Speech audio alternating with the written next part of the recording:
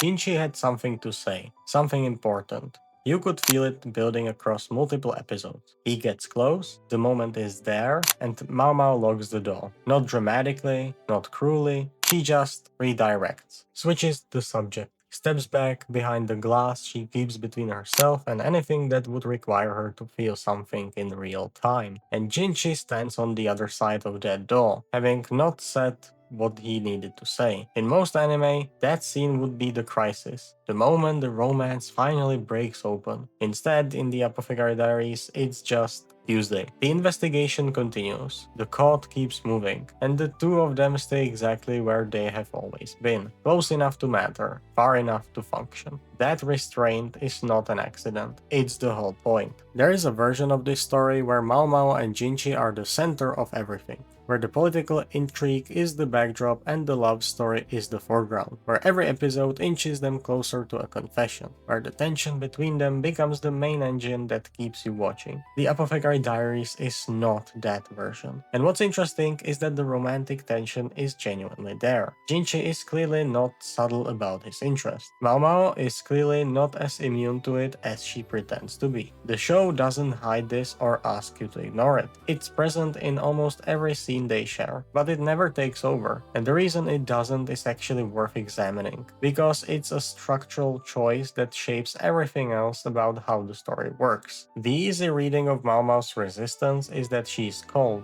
emotionally unavailable, doesn't understand what Jinshi is offering, but she tells you directly why that's not quite right. She grew up in a courtesan parlor. From childhood, she watched adults perform intimacy. She learned to read the structure of it, who benefits, who loses, what's being exchanged, before she ever understood the feeling underneath it. Emotion was performance long before it was honesty, and by the time it stopped being performance around her, the reflex was already built. She doesn't miss his signals because she can't read them, she misses them because she processes them too late. By the time she understands what just happened in a conversation, she's already 3 steps past the moment where she could have responded to it. That's not coldness, that's a specific kind of delayed emotional processing that the show traces directly back to where she grew up. And that matters, because it means the romance isn't being avoided for dramatic convenience. It's being shaped by a character history. The way these two move around each other is a direct consequence of who they are and where they came from. On Jinshi's side, the restraint looks different. He is a man who has spent his entire life being decorative on purpose. Beautiful, disarming, easy to underestimate, because being underestimated is the only freedom available to someone in his position. His identity is a performance by design. Kazuigetsu hidden inside Jinshi, hiding in plain sight. So when he shows care for Maomao, he can't just say it. Not because he is shy, because clarity invites danger in a world like this. Because naming something makes it visible, and visibility in the rear palace is always a liability. Instead, he gives her rare medicine. He makes sure she has access to the things she needs. He positions himself repeatedly at real political cost between her and the people who would use her or remove her. He shields her without explaining why he's shielding. Protection replaces promises. Action replaces confession. And in a different story, that might feel like avoidance. Here, it feels like the most honest language available to someone who cannot afford to be transparent. The scene where Maomao accidentally touches him and the atmosphere in the room shifts completely is the show at its most direct. Not because of what happens, because of what almost happens. Jinshi clearly wants to say something real. The rare medicine he gives her is a gesture with weight behind it, and he clearly wants that weight acknowledged, or at least accompanied by something more. And Maomao knows this. On some level, she knows exactly what he's offering,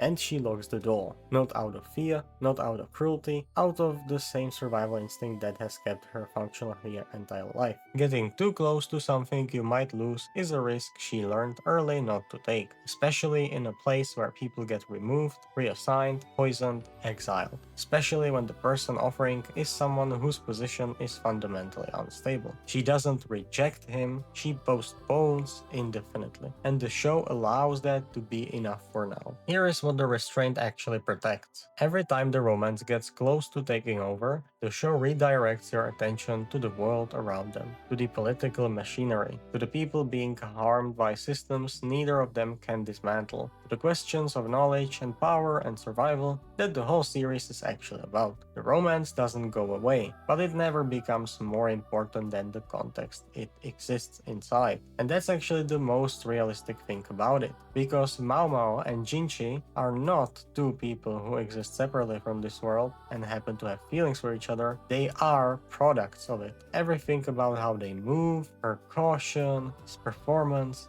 the distance they maintain, the gestures they substitute for words, all of it is shaped by the rear palace, by hierarchy, by the specific conditions of survival inside a closed system. If the romance broke open fully, if there were grand confessions and emotional release, it would feel false. Not because the feelings aren't real, but because these are two people who have been trained by their circumstances to be more careful than that. The restraint is the character. Jinshi can't stay in his current position forever. That's confirmed now. The Moon Prince can't hide behind a temporary role indefinitely. Eventually, the code will require him to step into what he actually is. And when that happens, the geometry of everything changes, including the distance he's been able to maintain with Maomao. The show leaves this open deliberately, not as a cliffhanger exactly, more like an honest acknowledgement that the conditions sustaining the current dynamic are temporary. Something will shift. And the question isn't whether these two have feelings for each other, that's long been settled, but whether the world around them will ever create space for those feelings to actually land. That's a romance built on structural tension, not just personal tension. And it's so much more interesting for it. So when people say the romance in the Apothecary Diaries moves too slowly,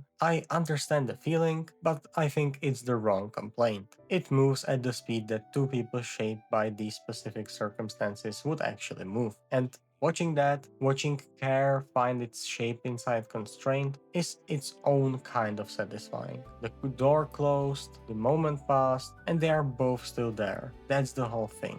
If you want the rest of this series, links will be on the screen, and tell me in the comments. Were you satisfied with how the show handles this, or do you want it to just say the thing already in the future? I want to know where you land. See you in the next one.